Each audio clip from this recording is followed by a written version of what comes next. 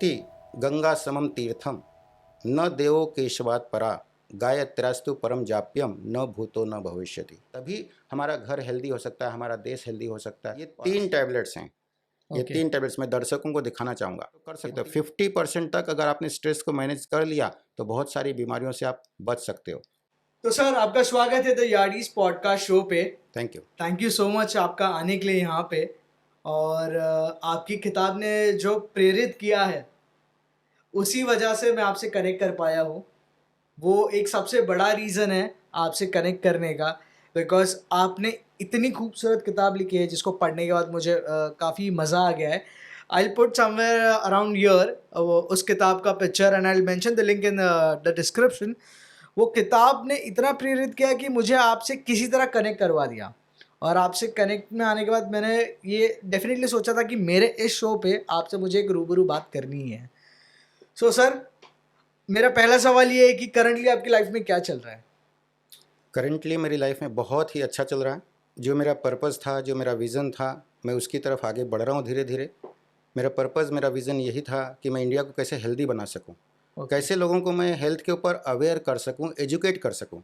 क्योंकि कोई भी बीमारी है, जब तक उसके रूट कॉज़ को लोग जानेंगे नहीं, समझेंगे नहीं, लाइफ़स्टाइल को नहीं जानेंगे, कैसे ज़िंदगी जीना, कैसे उस बीमारी के साथ में अवेयर होके किस तरह की लाइफ़स्टाइल को अपनाना, वो जब पेशेंट को नहीं समझ में आएगा जब तक, तब तक उनकी बीमारी ठीक नहीं हो सकती, रिवर्स नहीं हो सकती।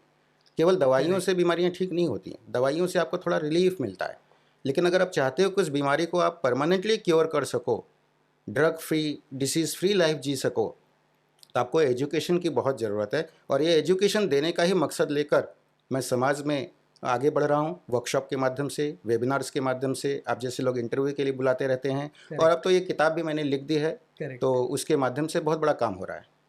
तो सर, जैसे कि आपने जो किताब लिखी है, आपको इस किताब को लिखने की प्रेरणा कहाँ से मिली? जी। ये किताब लिखने की जो प्रेरणा है वो मुझे मेरे पेशेंट्स लोगों ने ही दी। अच्छा। क्योंकि जो भी पेशेंट मेरे पास आते हैं, तो उनको मैं एग्ज़ामिन करता हूँ, उनको ट्रीट करता हूँ, उनको एजुकेट भी करता हूँ। क्लिनिक में बैठ के एजुकेट करता हूँ। तो उसमें कम से कम आधे घंटे 45 मिनट्स निकल जाते हैं एक-एक पेशेंट को एजुकेट करने में। तो मेरे पेशेंट्स ने मुझे कहा कि सर, कितना अच्छा हो कि जो आप बोलते हो, जो आप हमें सिखाते हो, वो एक किताब में लिख दें, और वो किताब ही हमें आप दे दिया करो। और अगर ये ऑनलाइन प्लेटफ़ॉर्म पे रख दोगे तो जिसको चाहिए वो भी ले सकता है। तो आपका रीच बहुत लंबे समय तक, दूर-दूर तक जाएगा, और लोग ये एजुकेशन लेके अपने आप को ठीक कर पाएँगे। बीपी, शुगर, डायबिटीज़, वेट, जो भी आप काम कर रहे हो, उसमें पेशेंट्स का ज़्यादा फ़ायदा होगा, क्योंकि पेशेंट को एजुकेशन मिलेगा। तो वो करेक्ट। उद्देश्य रख के मैंने ये किताब लिखी। और ये किताब लिखने की प्रेरणा मेरी वाइफ़ ने मुझे दिया, ओके। क्योंकि वो प्रोफ़ेशन से टीचर है। तो ओके। उसने मुझे ये कहा कि कितना अच्छा हो आप बोलते हो, कितना लोगों को टीच करते हो, तो कितना अच्छा हो कि आप ऐसी एक किताब लिख दो, ताकि कल हम रहें या ना रहें, आपके जाने के बाद भी लोग ये किताब पढ़ें और एजुकेशन लें और अपने लाइफ़स्टाइल को ठीक करके हेल्दी हो जाएँ। तो मुझे ये आइडिया बहुत अच्छा लगा, और इसीलिए मैंने ये किताब लिखी। तो मैं तहे दिल से मेरे पेशेंट्स का, इमरान भाई का, मेरी वाइफ़ का, और मेरे मेंटर्स बार-बार ये कहते थे कि किताब लिखो, किताब लिखो, किताब लिखो। और उसी का नतीजा है कि मैंने ये फिर ये किताब लिखा, और आज मैं बहुत सैटिस्फाइड महसूस कर रहा हूँ, बहुत सैटिस्फैक्शन लग रहा है मुझे। क्योंकि अब जब मेरे पास कोई पेशेंट आता है, तो मैं उनको ट्रीट करता हूँ, एग्ज़ामिन करता हूँ, और तुरंत एक किताब दे देता हूँ कि भाई ये पढ़िए, वो भी फ्री में दे देता हूँ। उसका ओह! कॉस्ट भी नहीं लेता हूँ।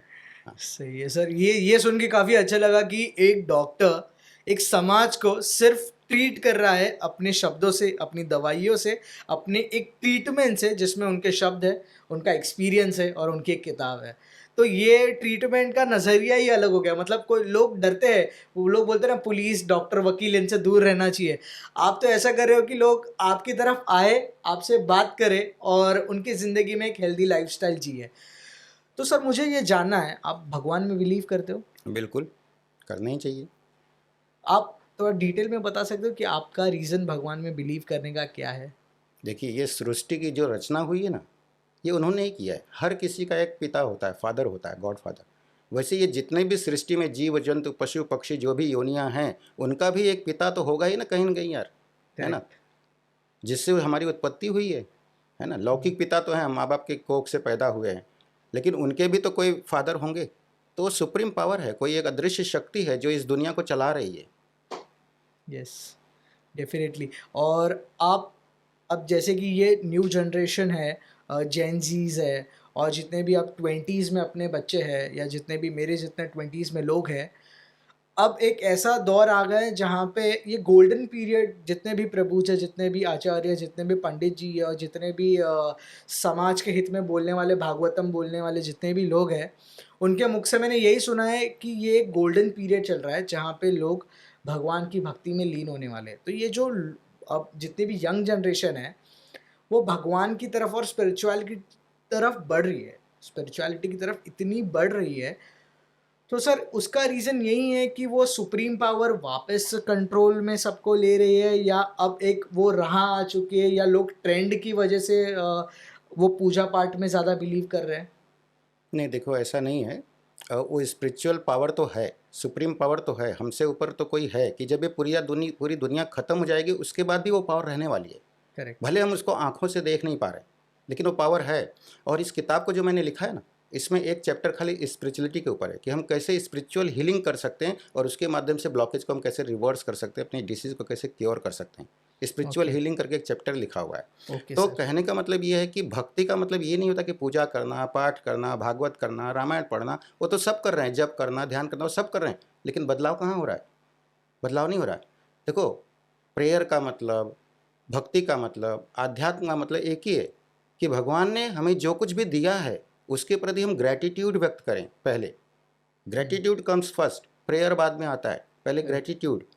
आज हम क्या करते हैं, हम शिकायत करते हैं, कंप्लेन करते हैं, भगवान मुझे ये नहीं दिया, भगवान मुझे वो नहीं दिया, मुझे अच्छा हेल्थ नहीं दिया, मुझे बीमारी दी है, मुझे गरीब बनाया है, मुझे सफलता नहीं दिया, मुझे सक्सेस नहीं दिया है, मुझे खुशी नहीं दे रहा है। मतलब हम भगवान से रोज़ सुबह उठ के यही सब तो करते हैं, है ना? ये कभी नहीं बोलते कि मेरी सांस चल रही है, मैं जीवित हूँ, कम से कम मैं जीवित हूँ। कितने लोग आज का सवेरा नहीं देख पाए होंगे।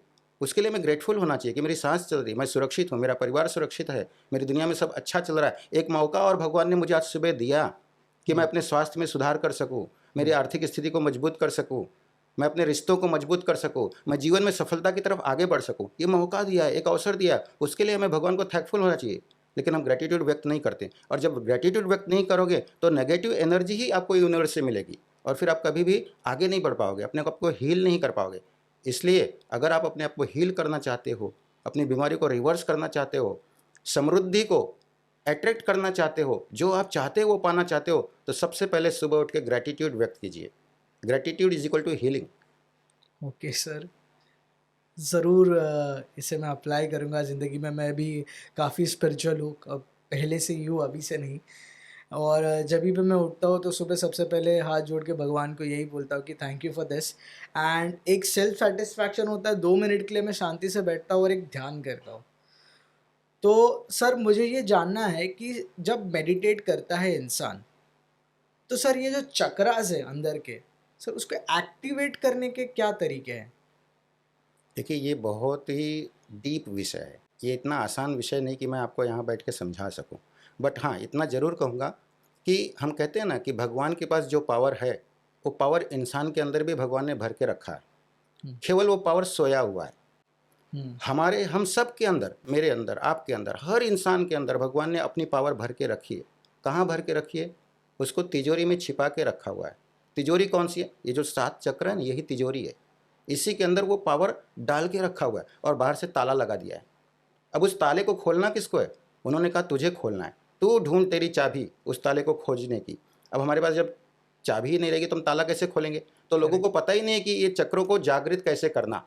जिस दिन चक्र जागृत हो जाएँगे ना, ज़बरदस्त पावर आ जाएगी इंसान के अंदर। वो जो चाहे वो कर सकता है। आत्मशक्ति के जागरण को ही हम बोलते हैं कुंडलिनी जागरण। उसको कुंडलिनी, कुंडलिनी बोलते हैं। कुंडलिनी, आत्मशक्ति। आत्मा आत्मशक्ति। क्या है? परमात्मा की शक्ति है ना। हुँ, जैसे हुँ, सूर्य है, हुँ, सन। हुँ, सूर्य और सूर्य की किरणें अलग हैं क्या? नहीं, सूर्य और सूर्य की किरणें अलग नहीं है। सूर्य हुँ, की किरणें सूर्य से ही जुड़ी जुड़ी हुई हुई है। है ना? सवेरा होता है, सूर्य की किरणें आती हैं, उजाला हो जाता है। जैसे-जैसे रात होने को आता है, दिन निकलने चलता है, सूर्य की किरणें धीरे-धीरे समेट लेती हैं सूर्य अपने अंदर। अपने अंदर किरणों को समेट लिया, सुबह हुआ, किरणों को फेंक दिया। उसी तरह से जितनी भी आत्माएँ हैं, वो परमात्मा की यानी सुप्रीम पावर की संतान है। और हुँ, जब सुप्रीम पावर की ये संतान है, जितनी भी आत्माएँ, तो उसके अंदर वो शक्ति भरी हुई है। केवल उसको जगाना है, सोई हुई शक्ति को जगाना है।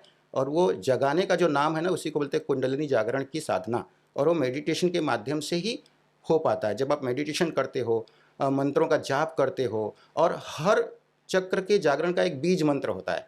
मतलब आपको अगर मूलाधार चक्र जगाना है तो आपको लम बीज मंत्र का उपयोग करना पड़ेगा। अगर आपको विशुद्धि चक्र को जगाना है तो हम शब्द को करना है, आपको बीज मंत्र का उच्चारण करना है। अगर आपको यहाँ पे जो नाभि चक्र है उसको जगाना है, आपको नाभि चक्र को जगाना है, जिसको सूर्य चक्र भी कहते हैं, जिसको अब्डोमिनल ब्रेन भी कहते हैं, है ना, जिसको हम लोग एक और नाम है इसका, क्या कहते हैं इसको, अब्डोमिनल ब्रेन, सूर्य चक्र, और ये तो इसका भी एक अलग अलग बीज मंत्र होता है। हार्ट का अनाहत चक्र होता है, उसका बीज मंत्र होता है। आज्ञा चक्र है यहाँ पे, उसका हर एक का एक बीज मंत्र है। जब उस बीज मंत्र का आप उच्चारण करते हो फीलिंग के साथ, प्लस विजुअलाइजेशन के साथ, प्लस अफर्मेशन के साथ, तो वो चक्र धीरे धीरे धीरे धीरे जागृत होने लगते हैं जब आप लगातार उन बीज मंत्रों का उच्चारण करते हो।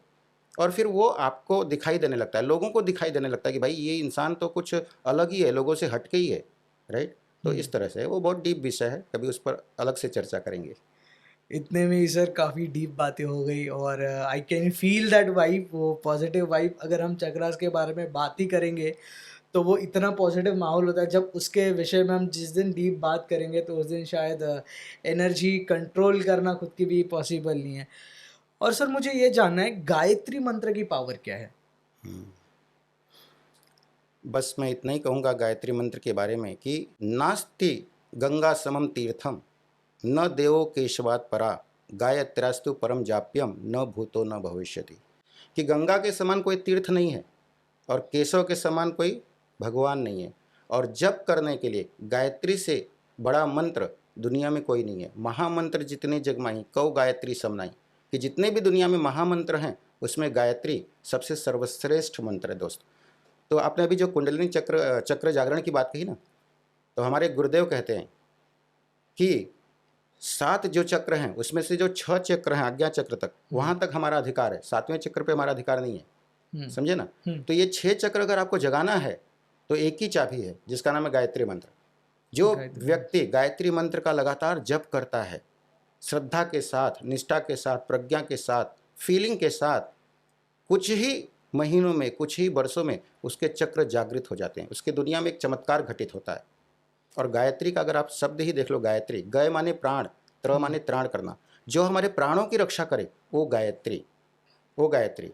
और इसका महत्व बताने के लिए मैं आपको एक बात और कहना चाहूँगा कि जैसे हाथी जब चलता है तो हाथी के पैर का जो छाप होता है जमीन पे जो पड़ता है कितना बड़ा होता है, बराबर है ना। हाँ, उसके बाद जितने भी प्राणी उस रास्ते पर जाते हैं उनके पंजे हाथी के पंजे में समा जाते हैं। समझ आता उसी तरह से दुनिया के जितने भी ज्ञान हैं, विज्ञान हैं, शास्त्र हैं, वेद हैं, पुराण हैं, कुछ भी है, वो सब कुछ गायत्री में समाया हुआ है। गायत्री को आप एक तरफ रख दो पलड़े में, और सारा ज्ञान विज्ञान दुनिया का दूसरे पलड़े में रख दो, गायत्री भारी पड़ेगी दोस्त। वो शक्ति है गायत्री। गायत्री माने सुप्रीम पावर, गायत्री माने सुप्रीम पावर। और गायत्री मंत्र से तो ये सिद्ध हो चुका है, अमेरिका में रिसर्च हुआ था कि गायत्री मंत्र का उच्चारण करने मात्र से ब्लॉकेज रिवर्स होने लगते हैं, जॉइंट्स के पेन खत्म होने लगते हैं, इतना पावर है इसके अंदर। वो सर, गायत्री मंत्र का उच्चारण सही से करना उतना ही इम्पोर्टेंट है? जी देखिए, जो मंत्र होते हैं उनका उच्चारण सही तरीके से होना चाहिए, लेकिन हाँ एक बात ये भी है कि उल्टा नाम जपत जग जाना, वाल्मीकि भय ब्रह्म समाना। वाल्मीकि राम को मरा मरा मरा मरा मरा मरा मरा मरा ऐसे जप करते थे, लेकिन वो क्या हो गया, उल्टा जपते थे, लेकिन वो ब्रह्म के समान बन गए वाल्मीकि जी। नाम जपे, उल्टा जपे, लेकिन उस जपते समय उनके मन में फीलिंग क्या थी, भगवान की फीलिंग थी, राम की फीलिंग थी, है ना। अपने मम्मी पापा को देखो, बहुत बच्चे आजकल होते हैं वो मम्मी को मम्मी नहीं बोलते हैं, फूआ बोलेंगे, चाची बोलेंगे, काकी बोलेंगे। क्यों? क्योंकि वो जब पैदा होते हैं तो घर में कोई उनकी मम्मी को चाची बोलता है, कोई उनकी मम्मी को मौसी बोलता है, कोई उनकी मम्मी को फूआ बोलता है, बच्चे वही सुनते हैं। तो कोई एक शब्द वो बच्चा पकड़ लेता है और फिर अपनी मम्मी को मम्मी न बोल के फूआ बोलता है, काकी बोलता है, चाची बोलता है, लेकिन उसके पीछे उसका उद्देश्य क्या होता है, ये मेरी माँ है। भले बोल रहा है मुझसे काकी, लेकिन वो माँ को देख रहा है उसके अंदर। उसी तरह से आप भले मंत्र भी जप रहे हो, कोई फर्क नहीं पड़ता है, आपका पर्पस क्या है उस मंत्र को जपने का, क्यों जप रहे हो वो मंत्र। अगर वो फीलिंग के साथ आप जप रहे हो तो वही रिजल्ट आपको मिलेगा। तो शब्द उच्चारण इसमें मैटर नहीं करते? कोई विशेष महत्व नहीं रखता। आपका शब्द इंपॉर्टेंट नहीं है, शब्द के पीछे छुपी ही भावना इंपॉर्टेंट है, नीयत इंपॉर्टेंट है। नीयत, जैसी नीयत वैसी बरकत हम लोग बोलते हैं, राइट। जैसे कि अब मैं इसको एग्जांपल से समझाता हूँ आपको कि रास्ते में समझो कभी आप सीमा मैडम आपको मिल गई, आपको पढ़ाया है उन्होंने, है हाँ, ना? हाँ, और आपने सीमा मैडम को बोला, मैडम एक दिन मेरे घर पे आइए, सर को लेके, बच्चों को लेके, हम लोग खाना पीना खाएंगे, है ना? हाँ, और फिर आप भूल गए।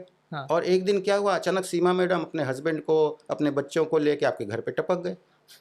और हाँ, आपको फिर उस समय क्या हुआ, आपने उनका तो स्वागत बहुत कर रहे हैं, हुँ, अंदर भी ले रहे हैं, पानी भी पिला रहे हैं, चाय भी पिला रहे हैं, लेकिन मन में आपके ये चल रहा है, अरे यार मुझे यहाँ जाना था, मुझे वो काम था, और इनको यही आना था, आज ही आना था, फ़ोन करके कम से कम आना चाहिए था, इनको समझ में नहीं मतलब अंदर कुछ और चल रहा है, लेकिन आप दिखा क्या रहे हो, कितना प्यार कर रहे हो, कितना रिस्पेक्ट कर रहे हो, खाना भी प्यार से खिला रहे हो, सब हुँ, कुछ कर रहे हो आप, हुँ, कर सब कुछ रहे हो, लेकिन हुँ, अंदर क्या चल रहा है? तो जो आप कर रहे हो दैट इज़ नॉट इम्पॉर्टेंट, आपके अंदर क्या चल रहा है वो इम्पॉर्टेंट है, वो यूनिवर्स भी पकड़ता है ना? हुँ, देखो आप सबकी निगाहों से बच सकते हो, सबसे चोरी कर सकते हो, हुँ, लेकिन वो सुप्रीम पावर जो आपने कहा ना, उसकी निगाह हुँ, से नहीं बच सकते हो। हुँ, तो हुँ, हम लोग ब्रॉडकास्ट कर रहे हैं, हुँ, मेरी क्या भावना है, आपकी क्या भावना है, हमारे अंदर क्या चल रहा है, हम बोल क्या रहे हैं, क्या दोनों में तालमेल है क्या? अगर तालमेल है, तो ये बहुत ही अच्छा होगा, बहुत ही बढ़िया होगा, इससे लोगों को हुँ, बहुत फ़ायदा होगा। हाँ, अगर इसके अंदर कोई तालमेल नहीं होगा, खाली दिखाने के लिए जस्ट हम ये प्रोग्राम करेंगे, तो इसका कोई विशेष फ़ायदा नहीं होगा। इसलिए नीयत, जैसी नीयत वैसी बरकत, शब्दों के पीछे, विचारों के पीछे भावनाएँ काम करती हैं, इमोशन काम करता है, आपका फीलिंग काम करता है। आपकी फीलिंग जितनी मजबूत होगी, रिज़ल्ट उतना ही पावरफुल मिलेगा, और ये जो कुदरत है, जो यूनिवर्स है, वो उन चीज़ों को उतना पावरफुल तरीके से जल्दी अट्रैक्ट करेगा। ये यूनिवर्स भी फीलिंग को ही समझता है। आप किस फीलिंग के साथ कौन-सा काम कर रहे हो, that is more important. Correct, समझे ना? तो फीलिंग इम्पोर्टेंट है। जितना फीलिंग का रखोगे किसी भी काम में करते समय दिल से, फीलिंग यानी दिल से करना, मन हुँ, से करना, तबीयत से करना। मैं कहता हूँ असफलता का केवल एक ही राज है कि सफलता के लिए मन से, दिल से प्रयत्न नहीं हुआ। किसी भी काम में अगर आप मन लगा दोगे, दिल लगा दोगे, फीलिंग लगा दोगे, सफलता मिलना ही मिलना है। पहली बार में नहीं मिलेगी, दूसरी बार मिलेगी, दूसरी बार में नहीं मिलेगी, तीसरी बार में मिलेगी, अरे तीसरी बार में नहीं, चौथी बार में मिलेगी। अरे थॉमस एडिसन का नाम सुना है यार? 9999 बार उन्होंने प्रयत्न किया, उसके बाद ये बल्ब का आविष्कार किया उन्होंने। सोचो कोई इंसान इतना प्रयत्न कर सकता है? तो हिम्मत मत हारिए, बस काम करते जाइए फीलिंग के साथ, मेहनत के साथ, यूनिवर्स आपके साथ है, आपको रिज़ल्ट एक दिन ज़रूर देगा। यस। सर जैसे अब रिसेंटली क्रिस्टोफर नॉलन सर की एक फ़िल्म आई थी ओपेनहाइमर, उसमें जो कैरेक्टर है he is a great scientist named as Oppenheimer and उन्होंने अपनी इंस्पिरेशन भगवद गीता से ली थी। और हमारा इंडियन कल्चर इतना डाइवर्स है, जैसे वैमान रूप है और जैसे सुश्रुत है, तो ये सारी चीज़ें हम पहले से ही डिस्कवर कर चुके थे और वेस्टर्न लोग अब आके उस पे या कुछ सालों पहले आके क्लेम करते हैं कि हमने ये बनाया, हमने ये बनाया, हमने ये बनाया। तो सर ये ऐसा नहीं है कि हमारे ही लोग कहीं पीछे पड़ जाते हैं हमारे ही कल्चर को जानने में, जस्ट बिकॉज़ सब पे वेस्टर्न इन्फ्लुएंस ज़्यादा है। हमारा जो कल्चर है, हमारी जो चीज़ें हैं, उससे लोग वंचित होके इंस्पायर या खुद को एस्पायर करते हैं कि वेस्टर्न लोगों ने वो चीज़ें बनाई है। बट आज के इंटरनेट के दौर में सारी चीज़ों के पुरावे और सारी चीज़ों के प्रूफ मिल रहे हैं। तो सर आप आज की जनरेशन को ये कुछ कहना चाहते हैं हमारे इस आधुनिक जो कल्चर था हमारा और जिसने सारी चीज़ें की है, थॉमस एडिसन से पहले भी कहीं न कहीं हमने भी कुछ इन्वेंशन की होगी, तभी थॉमस एडिसन को वहाँ से प्रेरणा मिली होगी। तो सर आप उस बारे में कुछ कहना चाहते हैं? देखिए, इंडियन कल्चर तो इतना ज़बरदस्त कल्चर है, इसीलिए तो भारत को कहते हैं ना, भारत फ्यूचर का विश्व गुरु है।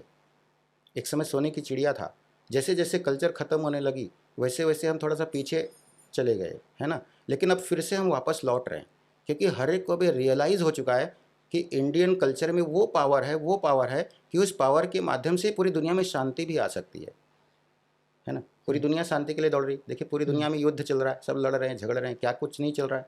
लोग बराबर। भारत की तरफ आशा भरी नज़रों से देख रहे हैं कि ये हुँ, भारत की संस्कृति ही है, जो पूरी दुनिया को शांति के रास्ते पे ले जा सकती है।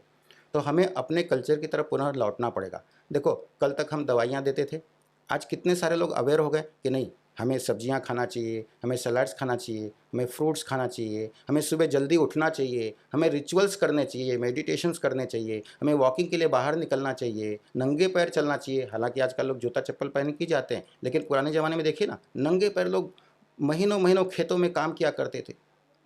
चप्पल जूता कहाँ डालते थे? सनलाइट के बराबर, नीचे रहा करते थे। बराबर। 24 घंटे सूर्य धूप मिला करता था। आज खिड़कियाँ बंद हैं, हम फ्लैट्स में चले गए हैं, बंगलों में चले गए हैं, खिड़की दरवाजे बंद हैं, सूर्योदय हो चुका है, सूर्य की किरणें घर में आने के लिए तरस रही हैं, लेकिन खिड़की बंद है, दरवाज़ा बंद है। इसलिए मैं हमेशा कहता हूँ कि सफलता और आरोग्य उन्हें नहीं मिलता जिन्हें सूरज जगाता है। सफलता और आरोग्य उन्हें नहीं मिलता जिन्हें सूरज जगाता है, सफलता और आरोग्य उन्हें मिलता है जो सूरज को जगाते हैं। मैं पिछले 30 साल से 4 बजे उठता हूँ, 5:30 बजे मेरी क्लास शुरू हो जाती है। पूरी दुनिया से पेशेंट्स जुड़ते हैं, ऑनलाइन चलता है 1.5 घंटा, उसमें यही सब चलता है। पहले ग्रेटिट्यूड मेडिटेशन करो, फॉरगिवनेस करो, अनकंडीशनल फॉरगिवनेस मेडिटेशंस करो, प्रेयर करो, डांस करो, ब्रीदिंग एक्सरसाइज करो, शेयरिंग करो। क्यों मालूम? क्योंकि मैंने पूरा एक चैप्टर इस हार्ट डिसीज़ की बुक में स्पिरिचुअलिटी पे लिखा हुआ है, स्पिरिचुअलिटी पे इसीलिए। लिखा है, आयुर्वेद के ऊपर लिखा हुआ है, माइंड पावर के ऊपर लिखा हुआ है, हीलिंग के ऊपर लिखा है, योगा के ऊपर लिखा है, मेडिटेशन पे लिखा है, डाइट के ऊपर लिखा है। लोगों को इन्हीं चीज़ों की ज़रूरत है जो धीरे धीरे खत्म होते जा रही हैं, जिसका नॉलेज कोई डॉक्टर आज दे नहीं रहा है, क्योंकि उनके पास टाइम नहीं है। उनकी भी गलती नहीं है, उनके पास इतने रस रहता है कि वो टाइम नहीं दे पाते हैं, है ना? करेक्ट, तो वो करेक्ट। अपना काम कर रहे हैं, पेशेंट एग्जामिन कर रहे हैं, वो ट्रीटमेंट कर रहे हैं। लाइफस्टाइल आपको सीखना पड़ेगा, कुछ चीज़ें आपको सीखनी पड़ेगी, पेशेंट को सीखना पड़ेगा। मैं हमेशा कहता हूँ, हर पेशेंट के अंदर एक सोया हुआ डॉक्टर है। हुँ, एक डॉक्टर की सबसे बड़ी जिम्मेदारी ये होती है, मतलब एक अच्छा डॉक्टर मैं उसी को मानता हूँ जो अपने पेशेंट के भीतर सोए हुए डॉक्टर को जगा दे। और हुँ, वो काम कैसे होगा? जब आप एजुकेशन दोगे, उसको एजुकेट करोगे, भाई तुझे डायबिटीज़ है तो डायबिटीज़ देख ये कारण से हुआ है, ये डायबिटीज़ से ये प्रॉब्लम होता है, कॉम्प्लिकेशन हो सकता है, और ये लाइफस्टाइल है, ये तरीका है इसको कंट्रोल करने का और इसको पूरी तरह से क्योर करने का, जिससे आप disease free, drug free life जी सको, न कि डायबिटीज़ हो गई और ज़िंदगी भर दवा खाते रहो। हुँ। अगर आप अपनी लाइफस्टाइल चेंज करने के लिए तैयार हो, अगर आप अपने साइकोलॉजी को चेंज करने के लिए तैयार हो, तो कोई भी बीमारी, इवन आज जेनेटिक बीमारियां भी रिवर्स हो रही हैं। यस। सर, जैसे कि मैं आपके बारे में रिसर्च कर रहा था, तो मुझे ये भी पता चला कि आप एक वर्ल्ड क्लास माइंड ट्रेनर हो।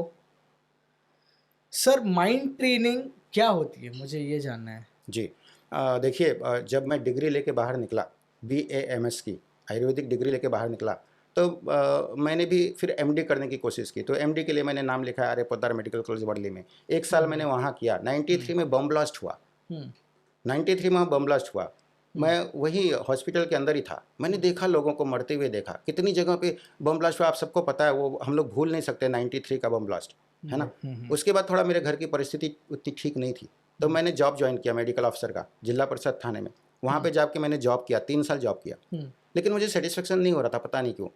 फिर मैं क्लिनिक खोला घर पे आके। मेरे पापा को हार्ट का प्रॉब्लम था, तो उनको देखने वाला भी कोई नहीं था। तो मैंने सोचा कि चलो अभी एक क्लिनिक खोलेंगे और घर के माता-पिता की सेवा भी करेंगे, उनको भी देखेंगे और अपना क्लिनिक भी चलते रहेगा। तो मैंने रिज़ाइन कर हुँ, दिया मेडिकल अफ़सर पोस्ट से और हुँ, क्लिनिक मैंने खोला। हुँ, क्लिनिक खोला, क्लिनिक में बैठा, पेशेंट आने लगे, डायबिटीज़ के, ब्लड प्रेशर के, हार्ट के, ओवरवेट के, स्ट्रेस के, डिप्रेशन के, तरह-तरह के पेशेंट्स आने लगे मेरे पास। मैं उनको दवा देता, वही पेशेंट फिर 10 दिन के बाद आते, फिर महीने भर के बाद आते, फिर 2 महीने के बाद आते, फिर 6 महीने के बाद आते। ये रिपीटेशन चल रहा था। तो मुझे ये समझ में नहीं आ रहा था कि यार ये डायबिटीज़ का मैं दवा दे रहा हूँ, पेशेंट ठीक क्यों नहीं हो रहा है? हुँ, क्यों ये बार-बार मेरे पास आ रहा है? ये ब्लड प्रेशर वाला क्यों मेरे पास बार-बार आ रहा है? ये हुँ, डिप्रेशन वाला क्यों मेरे पास बार-बार आ रहा है? हुँ, तो मैंने उस पे रिसर्च चालू किया। हुँ, जब रिसर्च चालू किया, आयुर्वेदिक किताबों को पढ़ना चालू किया, मैंने पढ़ा था सब, लेकिन वो भूल चुका था। देखो, पढ़ा हुआ चीज़ सब भूल जाते हैं प्रैक्टिस में उतरने के बाद। लेकिन जो हम पढ़े रहते हैं ना, वो बेसिक चीज़ें होती हैं। उस हुँ, पर अगर रिसर्च करके, उस पर अगर एक्सपीरियंस ले लें प्रैक्टिस करके, हुँ, तो वो बहुत कमाल का काम करती हैं। तो करेक्ट। मुझे एक श्लोक याद आया उस समय कि हेल्दी इंसान कौन है? हुँ, तो उसमें एक श्लोक है 2 लाइन का। सम दोषाः सम अग्निश्च सम धातुमल क्रियाः प्रसन्न आत्मा इंद्रिय मनाः स्वस्थ इत्यभिधीयते। हुँ, तो जो पहली लाइन है, आप तो इसका अर्थ नहीं समझे, मैं आपको समझाता हूँ। सम दोषः सम अग्निश्च सम धातुमल क्रियाः, कहने का मतलब ये कि हमारे शरीर में जो 3 दोष होते हैं, वात पित्त कफ, 7 धातुएँ होती हैं, रस रक्त मांस मेद अस्थि मज्जा शुक्र, और 3 मल होते हैं, स्वेद मूत्र, जिसको यूरिन कहते हैं, स्टूल मल। ये 3, ये 13 तत्वों से ये हमारा बॉडी बना हुआ है। दोष धातु मल मूलम ही शरीरम। इस शरीर के अंदर ये 13 तत्व हैं। 3 दोष, 7 धातुएं, 3 मल, ये 13 तत्वों से ये शरीर बना हुआ है। ठीक है? तो इनको अगर हमने बैलेंस में ला दिया, इनको हमने अगर शांत कर दिया, तो हम फिजिकली फिट रहेंगे। क्या फिट रहेंगे? Physically physically. फिट। हाँ। ये पहले लाइन में बताया कि अगर हुँ, आपको फिजिकल फिटनेस चाहिए, तो आपको ये 13 तत्वों को बैलेंस करना है, शांत करना है, इनका समन करना है। हुँ, लेकिन दूसरी लाइन बड़ी ज़बरदस्त है दोस्त। इस दूसरी लाइन ने ही मेरी ज़िंदगी को बदल के रख दिया, जब मैंने इस पर काम करना शुरू किया। प्रसन्न आत्मा इंद्री मनाहा स्वस्थ इति विद्यते। जो व्यक्ति फिजिकली फिट है लेकिन उसके साथ अगर उसकी आत्मा, उसकी इंद्री, उसका मन प्रसन्न है तो ही वो स्वस्थ है। और WHO ने भी यही बाद में कहा कि जो physically, mentally, emotionally, spiritually healthy है वही हेल्दी है, राइट। तो ये जब मेरे दिमाग में आया तो मैं समझा यार ये बात है, मतलब इसलिए पेशेंट ठीक नहीं हो रहे हैं, इसलिए बीमारियां क्योर नहीं हो रही, इसलिए बीमारियां रिवर्स नहीं हो रही हैं। तो मैंने माइंड पावर की ट्रेनिंग ली। 15 दिन अहमदाबाद में गया, वहाँ पर दुनिया के जाने माने माइंड ट्रेनर, माइंड कोच, हमारे इंडिया के मैं तो कहूँगा पहले माइंड ट्रेनर, जो कि पेशे से खुद डॉक्टर थे, प्रिवेंटिव मेडिसिन में डॉक्टर थे, वो हॉस्पिटल में काम भी करते थे, लेकिन उन्होंने भी जब ये देखा कि बीमारियां ठीक नहीं हो रही हैं, कुछ तो कमी है, तो उन्होंने स्वयं माइंड की ट्रेनिंग ली और लोगों को फिर माइंड ट्रेनिंग सिखाना चालू किया, जिनका नाम है डॉक्टर जितेंद्र अड़िया। वो मेरे माइंड गुरु हैं। उनसे मैंने 15 दिन ट्रेनिंग ली। उनसे जब ट्रेनिंग ली तो मेरी आंखें खुल गई। उन्होंने बताया कि हमारे 2 माइंड होते हैं, एक कॉन्शियस माइंड और दूसरा सबकॉन्शियस माइंड। कॉन्शियस माइंड के पास 10% पावर होता है और जो सबकॉन्शियस माइंड है उसके पास 90% पावर होता है।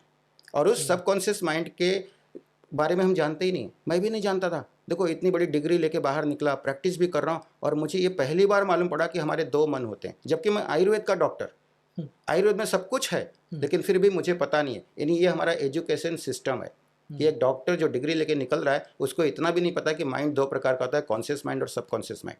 मुझे उस दिन पता चला, किसी माइंड ट्रेनर, माइंड कोच के द्वारा पता चला कि हमारे 2 मन होते हैं और 10% पावर कॉन्शियस के पास होता है, 90% सबकॉन्शियस के पास होता है। और जो 90% सबकॉन्शियस के पास होता है उसी में हीलिंग की शक्ति है, उसी में इम्यून सिस्टम को मजबूत करने की शक्ति है, वही हमारे बॉडी को ग्रो कर रहा है, सब कुछ उसके हाथ में है।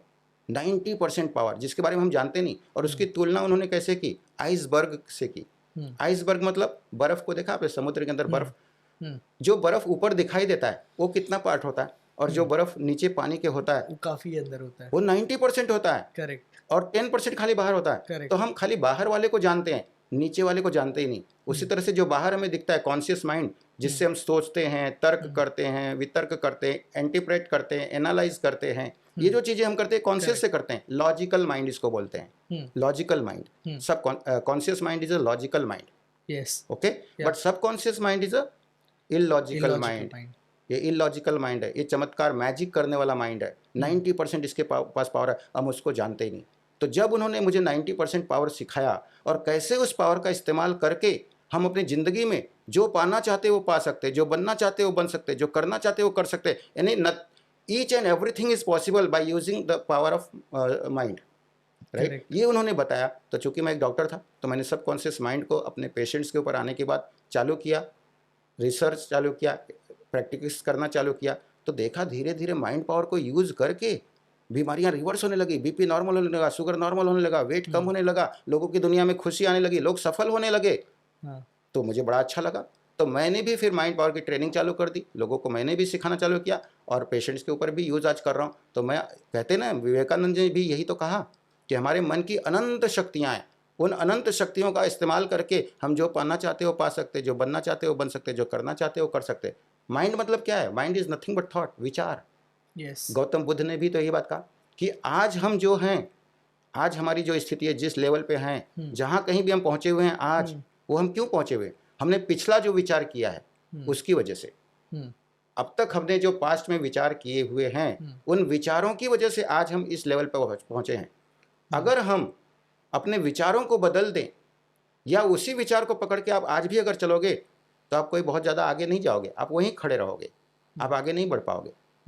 तो अगर आप अपने आप को सफल बनाना चाहते हो, हेल्दी बनाना चाहते हो, वेल्दी बनाना चाहते हो, सक्सेसफुल लाइफ जीना चाहते हो, इतिहास रचना चाहते हो, तो आपको अपने विचारों को बदलना पड़ेगा। आज के विचारों को बदलना पड़ेगा, उसको सकारात्मक, पावरफुल बनाना पड़ेगा। आज जो विचार करोगे उसी से आपका फ्यूचर का निर्माण होगा, राइट। करेक्ट, इस संसार में 99,999 लोग इतिहास पढ़ते हैं, लेकिन 1% लोग खाली इतिहास बनाते हैं।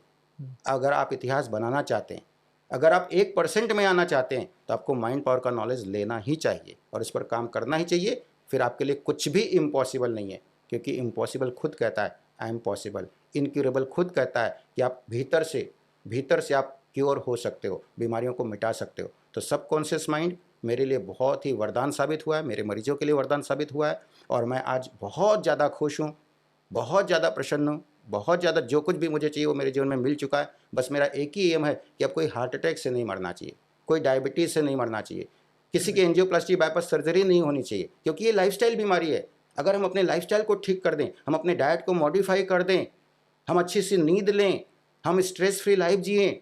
आज जो टेक्नोलॉजी आ गई है, मोबाइल आ गया, स्क्रीन आ गया, लैपटॉप आ गया, सब दुनिया भर का इंटरनेट आ गया, उसकी वजह से जो रेडिएशंस इतने सारे हो रहे हैं, बच्चे रात-रात भर सो नहीं रहे, 2-2 3-3 बजे मोबाइल पे घूम रहे हैं, कैसे हम हेल्थ मेंटेन करेंगे? बराबर। तो बहुत ज़रूरी है आज एजुकेशन देना लोगों को। आज के यंग जनरेशन को तो विशेष करके बहुत ज़्यादा ज़रूरी है एजुकेट करना इन सब चीज़ों के लिए।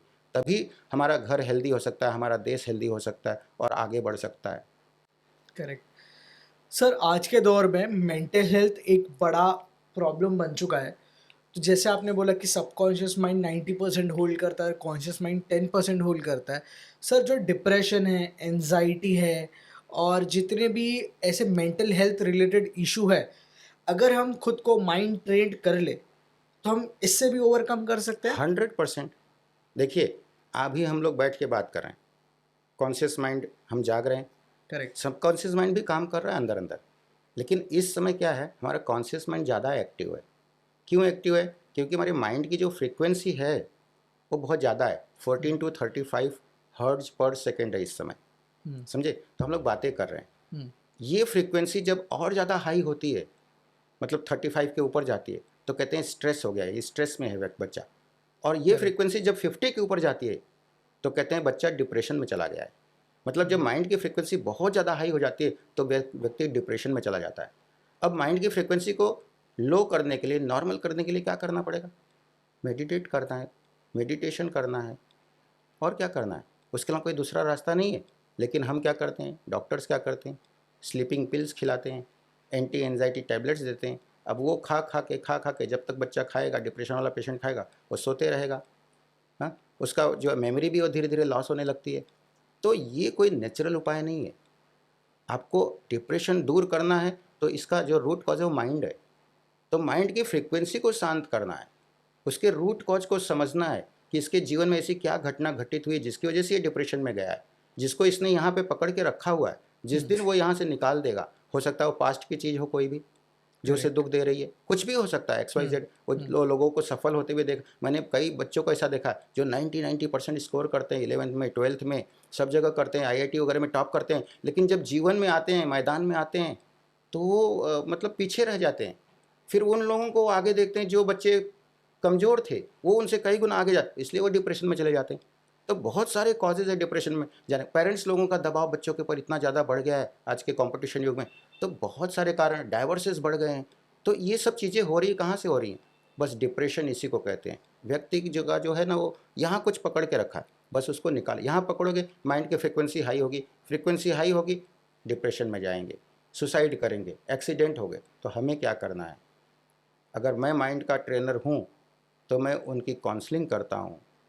उनको प्रॉपर तरीके से उनका जो पास्ट लाइफ का है वो उसको निकाल के फेंकवा देता हूँ, मिटा देता हूँ, डिलीट करवा देता हूँ। उसके लिए अभ्यास करना पड़ता है, समय लगता है और डिप्रेशन के पेशेंट भी क्योर होते हैं। लोगों की स्लीपिंग गोलियाँ जो बरसों से लोग खा रहे थे, वो छूटा है। मेरे प्रोग्राम में एक डॉक्टर आई थी, मैं उनका नाम नहीं लूँगा, डिप्रेशन में थी, 4-4 गोलियाँ खा रही थी, 10 साल से खा रही थी। उनके हस्बैंड हार्ट अटैक से मर गए थे, तब से वो डिप्रेशन में चली गई थी और बहुत सीनियर मोस्ट डॉक्टर हैं। वो ओके, डिप्रेशन में चली गई और उनको साइकोलॉजिस्ट ने बोल दिया है, ज़िंदगी भर आपको दवाई खानी है। मेरे प्रोग्राम में आई, ऑनलाइन प्रोग्राम में 90 दिन का प्रोग्राम होता है।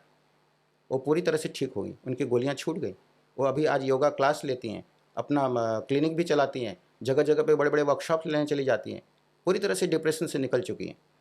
तो डिप्रेशन कोई बहुत बड़ी चीज़ नहीं है, ये हमने ही क्रिएट किया है और हमने क्रिएट किया तो हम ही उसको निकाल सकते हैं। देखो, हर चीज़ का कारण हम ही हैं, कोई करेक्ट, और नहीं है। जैसे करेक्ट। मकड़ी को देखा आपने, स्पाइडर, हुँ, स्पाइडर क्या करता है, इसे जाला बुनता है, खुद हुँ, जाला बुनता है, मुँह से निकालता है, पूरा जाला बुनते जाता है और एक उसी में फँस जाता है। जाला किसने बुना? स्पाइडर ने बुना, हुँ, उसी ने खुद फँसा हुआ है। अब वो चिल्लाए मुझे बचाओ, मुझे बचाओ, मुझे बचाओ, कौन बचाएगा उसको? कोई नहीं बचा सकता है। उसको रियलाइज़ जब होता है कि अरे ये जाला तो मैंने खुद ने बुना हुआ है, तो वो क्या करता है, धीरे-धीरे एक-एक जाला मुँह के अंदर निगलना शुरू कर देता है और जाले से मुक्त हो जाता है। वैसे ही अगर आज हम बीमार हैं, आज हम सक्सेस नहीं हैं, असफल हैं, हमारे जीवन में दुख है, तकलीफ है, दर्द है, हम गरीब हैं, तो उसका भी जिम्मेदार कोई और नहीं है, हम हैं।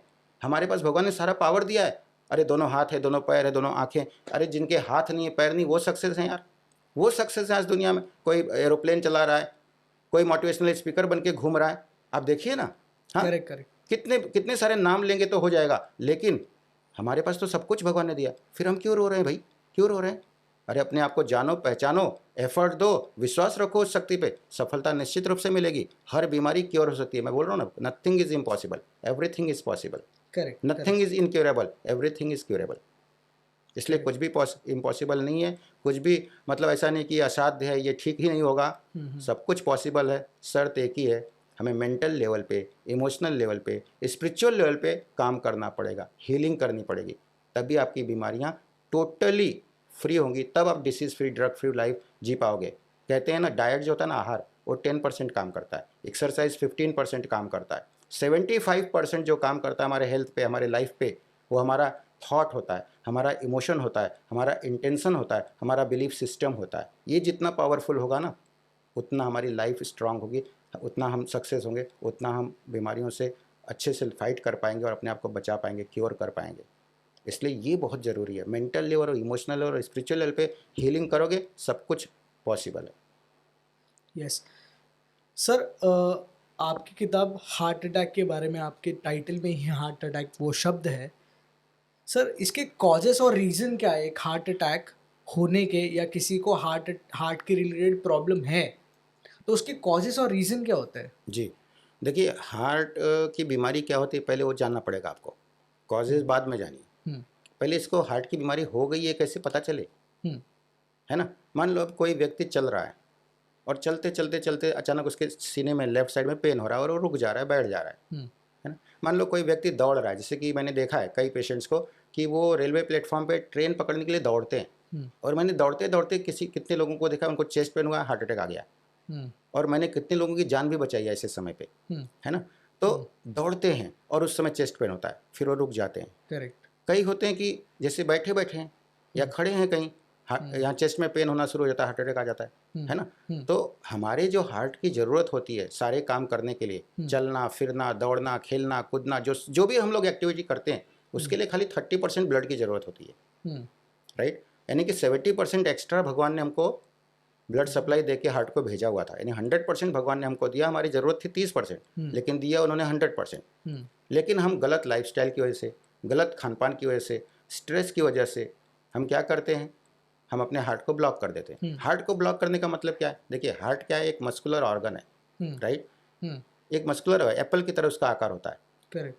वो पंप करता है, ब्लड को पंप करता है। जब हार्ट एक बार ब्लड पंप करता है तो वो ब्लड पूरे बॉडी में जाता है, पूरे बॉडी में जाता है, हर ऑर्गन को, हर बॉडी पार्ट को वो ब्लड सप्लाई करता है, ऑक्सीजन देता है, जिसकी वजह से वो काम कर पाते हैं। आप बताइए मुझे, हार्ट अगर 1 सेकंड के लिए रोक दिया जाए हार्ट को तो क्या होगा?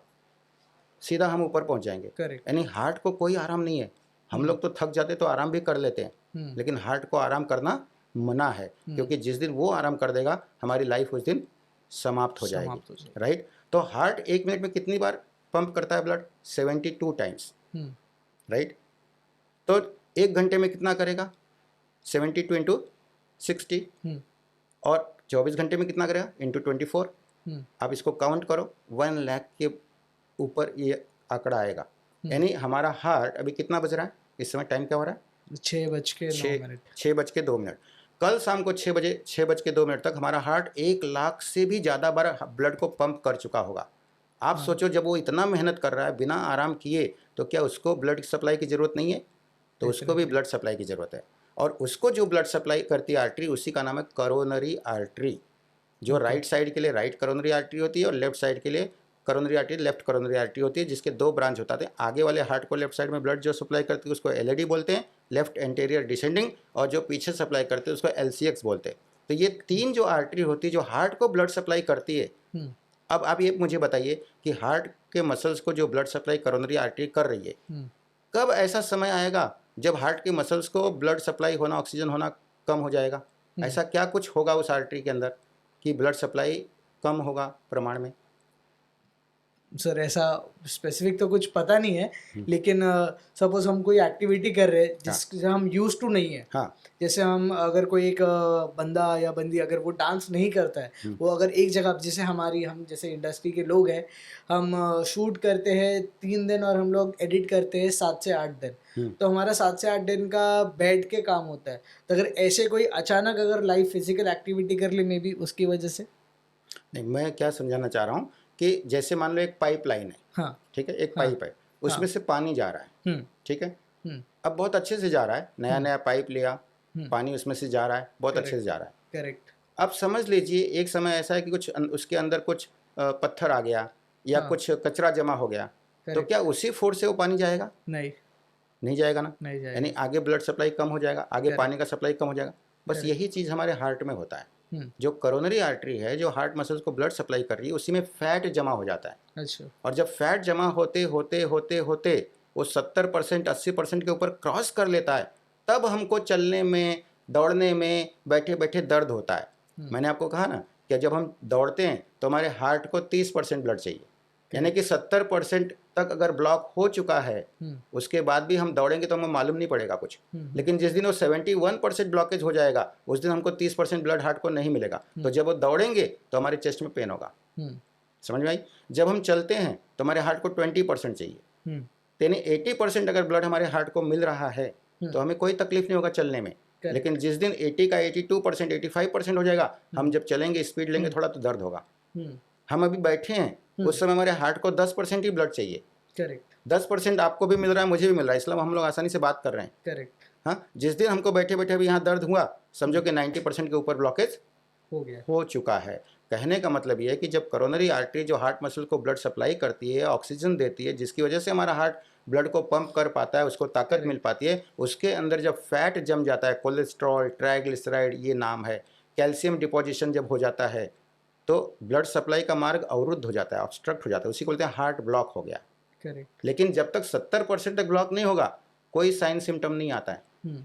इसलिए लोगों को पता ही नहीं चलता है, क्योंकि करेक्ट पेशेंट तब आते हैं जब उनको सीने में दर्द होता है, उसके पहले कोई नहीं आता है। करेक्ट और जब दर्द होता है, हम चेक करते हैं, पता चलता है कि हार्ट में ब्लॉकेज है, करेक्ट। तब जाके हमें पता चलता है। अब ये ब्लॉकेज करता कौन है? आपका प्रश्न ये था कि यस। सर क्या कारण था, कैसे हार्ट अटैक आता है, क्या कारण है कि हार्ट ब्लॉक होता है? तो उसके करेक्ट। 17 कॉज हैं, एक दो कॉज नहीं है, it is a multi factorial. Okay. 17 कारण है। देखो कारण गिनाता हूँ। सबसे पहले तो मैं बोलता हूँ, मेरे आप अगर शॉर्ट्स देखेंगे तो मैंने डाले हुए हैं सब। हार्ट अटैक के, हार्ट ब्लॉकेज के दो माफिया, मैं उनको माफिया बोलता हूँ। एक ओके। का नाम है कोलेस्ट्रॉल, दूसरे का नाम है triglyceride.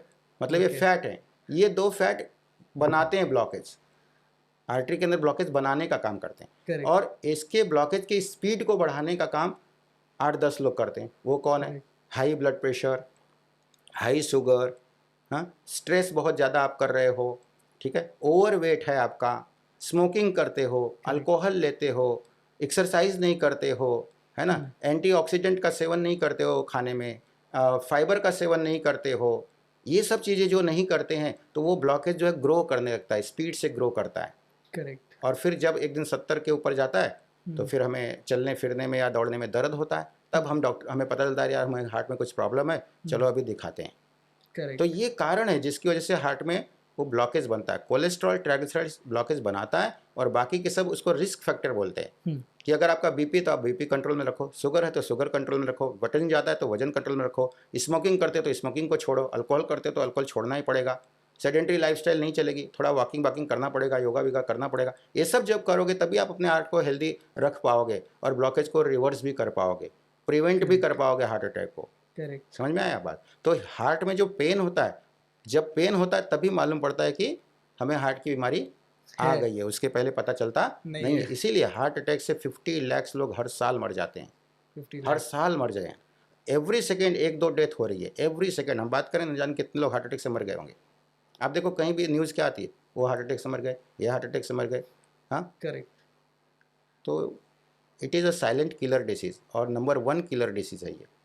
It is also like a virus only, corona से, कोरोना जैसा ही सिमिलर एक हार्ट। कोरोना जैसा नहीं, कोरोना से तो खतरनाक है भाई, अच्छा। कोरोना से बहुत ज़्यादा खतरनाक है। इस पर हम लोग ध्यान ही नहीं दे रहे हैं। कोरोना में लॉकडाउन किया, कोरोना को हटाने के लिए क्या क्या नहीं किया, वैक्सीन मंगाया, जबकि उससे बहुत ज़्यादा लोग नहीं मरे, करेक्ट। उससे ज़्यादा हार्ट अटैक से मर रहे हैं। करेक्ट। लेकिन इस पर हम काम नहीं कर रहे हैं, इसका मुझे दुख होता है। और ये काम करने के लिए हमें निकलना पड़ेगा, लोगों को एजुकेट करना पड़ेगा। जब तक हम एजुकेट नहीं करेंगे इस बीमारी के बारे में, तब तक हार्ट अटैक से मतलब ये होते रहेगा फिर। और कितना तकलीफ करेक्ट। होता है, 40 साल के अंदर के लोग ज़्यादा हार्ट अटैक से मर रहे हैं। यानी जो माँ बाप अपने बच्चों को पाल पोस के बड़ा करते हैं, पढ़ाते हैं, लिखाते हैं, इस उम्मीद से कि ये हमारे बुढ़ापे का सहारा बनेंगे, वही 25 में, 30 में, 40 में हार्ट अटैक से मर जाता है। सोचो उनका बुढ़ापे का क्या होता होगा। करेक्ट। तो ये कितनी बड़ी सेवा होगी अगर हम हार्ट डिसीज़ से लोगों को बचा पाएँ तो। मुझे तो ऐसा लगता है कि मैं करेक्ट। हार्ट डिसीज़ को रेडिकेट करके रहूँगा। और इसमें बहुत सारे डॉक्टर्स और भी लगे हुए हैं। डॉक्टर बिमल छाजर हैं, डॉक्टर विश्वरूपरा चौधरी हैं, बाबा रामदेव योगा के माध्यम से इतना बड़ा काम कर रहे हैं। हाँ, डॉक्टर हेगड़े हैं, डॉक्टर मोहित गुप्ता हैं, डॉक्टर मोहित गुप्ता जो कि ब्रह्म कुमारी ईश्वरीय विश्वविद्यालय से जुड़े हुए हैं। वो भी बहुत बड़े कार्डियक सर्जन हैं, दिल्ली में हैं। उनको ब्रेन ट्यूमर हुआ, 2-2 बार ऑपरेशन हुआ, वो ठीक ही नहीं हुए। फिर उन्होंने अपने आप को ठीक किया, मेडिटेशन के माध्यम से ठीक किया, पॉजिटिव थिंकिंग से ठीक किया, अपनी लाइफस्टाइल को चेंज करके पूरी तरह से कैंसर को निकाल के फेंक दिया उन्होंने। और आज वो लोगों को एजुकेट कर रहे हैं। Doctor Mohit Gupta is a well known cardiologist. हमारे सावल संस्था के डॉक्टर बिमल छाजर हैं, बिना ऑपरेशन के, बिना एंजियोप्लास्टी, बिना बाईपास सर्जरी के ब्लॉकेज रिवर्स कर रहे हैं। हो रहा है लोगों का। क्यों? क्योंकि वो एजुकेट भी कर रहे हैं पेशेंट को। और बाकी के लोग क्या कर रहे हैं? वो केवल दवाइयाँ दे रहे हैं, दवाइयाँ दे रहे हैं। उनके लाइफस्टाइल के बारे में उनको नहीं बता रहे हैं, उनके खान-पान के बारे में नहीं बता रहे हैं, उनके स्ट्रेस करेक्ट। को कैसे मैनेज करना वो नहीं बता रहे हैं। उनका दोष नहीं है वो, हम्म। क्योंकि उनके पास इतने पेशेंट्स हैं कि वो किसको-किसको ये सब करते बैठेंगे। करेक्ट। तो ये हमें खुद से आगे आके सीखना पड़ेगा। और इसीलिए मैं हमेशा एक बात कहता हूँ अपने प्रोग्राम्स में, शरीर को सौंप दिया डॉक्टर के भरोसे और भाग्य को सौंप दिया भगवान के भरोसे। शरीर को सौंप दिया डॉक्टर के भरोसे और भाग्य को सौंप दिया भगवान के भरोसे। अरे क्यों जीना ऐसे दूसरों के भरोसे, जीना है तो जियो खुद के भरोसे। क्या बात है। और खुद के भरोसे आप कब जियोगे? जब आपको नॉलेज होगा ना। करेक्ट। नॉलेज नहीं होगा, नॉलेज इज़ अ पावर। और यस। नॉलेज नहीं है तो फिर आप कमज़ोर हैं। करेक्ट। नॉलेज किसी चीज़ का जब हो जाता है तभी आप उस फील्ड में सक्सेस हो सकते हो। करेक्ट। अगर आप बीमारी, आपको डायबिटीज़ है, आपको डायबिटीज़ के बारे में नॉलेज लेना पड़ेगा। हम्म। जो करना है वो करना पड़ेगा। करेक्ट। सर, आपने जो ब्लॉकेज के बारे में बताया, वो थोड़ा और आसान शब्दों में आप हमारे ऑडियंस को बता पाओगे इस? हुँ। तो मैंने आपको बताया कि जब आप चलते हो तो आपके हार्ट को 10% ब्लड की, बैठे रहते हो तो 10% की ज़रूरत होती है, जब चलते हो तो 20% की ज़रूरत होती है और जब दौड़ते हो तो 30% की ज़रूरत होती है। ये आपकी ज़रूरत है, लेकिन भगवान ने हमें 100% जो है ब्लड सप्लाई दे के भेजा है। लेकिन हम कुछ भी खाने लगते हैं, oily, spicy, junk food, non veg, हाँ, भर-भर के टेंशन लेते हैं, राइट? नींद बराबर नहीं ले रहे हैं, दिन भर काम कर रहे हैं। तो ये सब जो कारण, स्मोकिंग कर रहे हैं, अल्कोहल ले रहे हैं, खाने में ना सलाद खा रहे हैं, ना फ्रूट्स खा रहे हैं, एंटीऑक्सीडेंट जा ही नहीं रहा है हमारे खाने में, ना हम कोई एक्सरसाइज कर रहे हैं। तो इन सब कारणों से क्या होता है कि ब्लॉकेज करोनरी आर्टरी में, हमारे हार्ट के करोनरी आर्टरी में बढ़ते जाते ग्रो करने लगते हैं। और फिर क्या होता है कि वो जो है हार्ट अटैक आ जाता है। कैसे हार्ट अटैक होता है, मैं आपको एक एग्जाम्पल से समझाता हूँ। देखो, ये मेरे पास कुछ नोट की गड्डी है, राइट? इसके ऊपर ये रबर बैंड लगा हुआ है। देखो, ये रबर बैंड लगा हुआ है, ठीक है? इस रबर बैंड में 20-20 रुपए की नोट की 2000 की गड्डी है। इसके अंदर अगर मैं और नोट घुसेड़ते जाऊं और नोट घुसेड़ते जाऊं और नोट घुसेड़ते जाऊं, क्या होगा? ये रबर बैंड स्ट्रेच करेगा कि नहीं करेगा? स्ट्रेच करेगा। और अगर मैंने डालना बंद नहीं किया और नोट इसके अंदर डालते गया तो क्या होगा? ये रबर बैंड फट जाएगा, टूट जाएगा और उसके बाद क्या होगा? ये पूरा पैसा बिखर जाएगा। बस यही हार्ट अटैक में होता है। हमारी करोनरी आर्टरी में जो चर्बी जमा हो जाती है, जब वो ग्रो होने लगती है, हमारा खान-पान हम सही नहीं करते, हम कोलेस्ट्रॉल खा रहे हैं, फैट खा रहे हैं, बैठे हैं एक जगह पे, वज़न बढ़ा रहे हैं, बीपी कंट्रोल में नहीं रखा, शुगर कंट्रोल में नहीं रखा, स्ट्रेस भर-भर के ले रहे हैं। ये सब जो कारण है, 17 कारण जो हैं, वो कारणों को अगर हमने चालू ही रखा, तो ये ब्लॉकेज हार्ट के ग्रो करते हैं और फिर वो ब्लॉकेज के ऊपर एक पतली सी झिल्ली होती है, एक लेयर होता है, वो स्ट्रेच करता है और वो ये रबर बैंड की तरह वो भी फट जाता है। और जैसे ही वो फटता है, वैसे ही अंदर की चर्बी ब्लड में आती है, केमिकल रिएक्शन होता है और पूरा हार्ट ब्लॉक हो जाता है। उसी को कहते हैं 100% ब्लॉकेज। और 100% ब्लॉकेज मतलब हार्ट अटैक, राइट? तो इसको हम हार्ट अटैक करते हैं। तो आपको क्या समझ में आ रहा है? अगर ये नोट है, इसको हम अगर फटने से बचाना है, तो मैं क्या करूँगा? मैं ये करूँगा कि सबसे पहले इसके अंदर एक्स्ट्रा जो नोट मैं डाल रहा हूँ, वो घुसाना बंद कर दूँगा, राइट?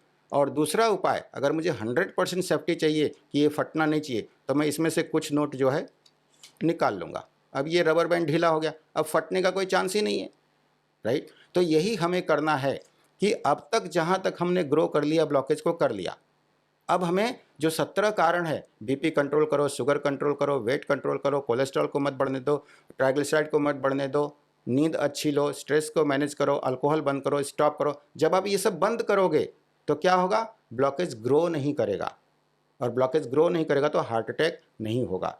ठीक है, और एक करेक्ट। एग्जाम्पल से समझा देता हूँ मैं इस बात को आपको, यस यस कि पब्लिक तो समझ ही रही है, आप भी यस समझ लीजिए यस। कि एक बाल्टी है, उसके करेक्ट। अंदर अगर 17 होल्स हैं और हम ऊपर से पानी डाल रहे हैं, तो पानी तो डालने का काम कर रहे हैं, लेकिन करेक्ट। पानी सब बाहर निकल रहा है। क्यों? क्योंकि 17 होल्स हैं, वो होल्स से पानी बाहर जा रहा है। तो हमें क्या करना चाहिए, कितने होल बंद करने चाहिए कि उसमें से पानी बाहर नहीं निकले? सारे ही बंद करने सारे करने हैं। अब कोई पेशेंट कहता है सर मेरा बीपी कंट्रोल है, शुगर कंट्रोल नहीं है। हाँ सर, मैं रात को नींद नहीं ले पाता हूँ, लेकिन मैं मेडिटेशन कर लेता हूँ। तो क्या उसका ब्लॉकेज रिवर्स होगा? नहीं होगा। आपको 17 के 17 कारण जो हैं उसको कंट्रोल करना पड़ेगा। 17 के 17 होल जब बंद करोगे तभी बाल्टी में पानी भरेगा। उसी करेक्ट। तरह से जो हार्ट ब्लॉकेज के 17 रीजन्स हैं उन सबको कंट्रोल करना पड़ेगा। जब उनको कंट्रोल करोगे तो ब्लॉकेज वहां से रिवर्स होना शुरू होगा। करेक्ट। बात समझ में आई? तो हमें ब्लॉकेज को रिवर्स करना है, न कि ग्रो करना है। और Correct. इसके लिए मैं कहता हूं कि देखिए, जो लोग बोलते हैं सर, मैं जब कहता हूं कि सर तेल मत खाओ, तेल में खाना मत बनाओ, देखो तेल में ट्राइग्लिसराइड होता है और कोलेस्ट्रॉल कहाँ से आता है? एनिमल फूड से आता है। ये दो ही तो ब्लॉकेज बनाते हैं। तो मैं उनको कहता हूँ एनिमल फूड बंद करो, नॉनवेज खाना बंद करो, अगर आप खा रहे हो तो नॉनवेज खाना बंद करो। और मिल्क और मिल्क प्रोडक्ट जो है वो आप ले सकते हो, लेकिन कब ले सकते हो? जो दूध आपके घर में आ रहा है उसको गर्म करो, फ्रीजर में डालो, ठंडा हो जाएगा, जो फैट है वो निकाल लो, फिर से दूध को गर्म करो, फैट निकाल लो, फिर से दूध को गर्म करके ठंडा करो, निकाल लो। ऐसा 3 बार दूध को गर्म करके अगर आपने ऊपर की चर्बी निकाल दी तो वो फैट फ्री हो गया, वो स्कीम्ड मिल्क हो गया। फिर स्कीम्ड मिल्क तो आप 500 ml तक भी ले सकते हो। एक हार्ट का पेशेंट भी 500 ml स्कीम्ड मिल्क ले सकता है। तो एनिमल फूड आप बंद करोगे तो कोलेस्ट्रॉल रिवर्स होगा। करेक्ट। एनिमल फूड बंद क्या करना है? नॉनवेज। मिल्क ले सकते हो, लेकिन कैसा? Schemed milk. और दूसरा है तेल, जिसका नाम है ट्राइग्लिसराइड। मैंने कहा ना, दो ही तो ब्लॉकेज बना रहा है, कोलेस्ट्रॉल और ट्राइग्लिसराइड। तो ट्राइग्लिसराइड को भी तो बंद करना पड़ेगा। वो कैसे बंद होगा? तेल, जितने भी दुनिया में तेल हैं, घी हैं, उसके अंदर भर भर के ट्राइग्लिसराइड है। तो जब तक आप तेल घी बंद नहीं करोगे आपका रिवर्स नहीं होगा। तो आपको जीरो ऑयल कुकिंग सीखनी पड़ेगी कि जीरो ऑयल में कैसे खाना बनता है, टेस्टी खाना कैसे बनता है, वो सीखो। और उसके बाद ट्राइग्लिसराइड भी आपका कंट्रोल। जब ये दोनों कंट्रोल हो जाएंगे तो ब्लॉकेज रिवर्स होना शुरू हो जाएगा। और फिर बचे रिस्क फैक्टर, तो बीपी कंट्रोल करो, शुगर कंट्रोल करो, वेट कंट्रोल करो, स्ट्रेस मैनेज करो, स्मोकिंग करते हो स्मोकिंग बंद करो, अल्कोहल बंद करो, एक्सरसाइज करो, वॉकिंग करो, एंटीऑक्सीडेंट लो, फाइबर खूब जम के खाओ, नेचर के अलाइनमेंट में रहो। करेक्ट। तो 100% रिस्क फैक्टर भी कंट्रोल होंगे, ब्लॉकेज भी रिवर्स होगा, कोई एंजियोप्लास्टी बाईपास की जरूरत नहीं है। करेक्ट।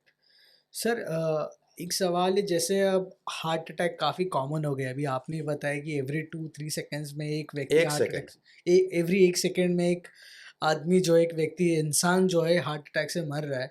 तो sir, as a common human, अगर किसी को हार्ट अटैक, जैसे मैं स्टेशन पे हूँ या कहीं रोड पे खड़ा हूँ, किसी को हार्ट अटैक आया है, तो sir as a common man मैं क्या करूँ?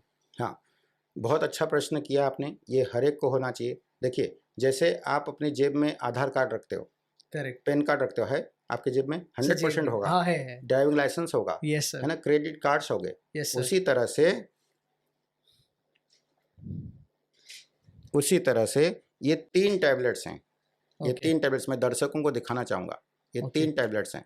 अगर ये टैबलेट आपके जेब में है हाँ। और हार्ट अटैक आ गया हाँ। और तुरंत आपने इसको खा लिया, हाँ। तो आपको 3 घंटे का गोल्डन पीरियड मिलता है। मतलब 3 घंटे तक आपको कुछ नहीं होगा। ओके।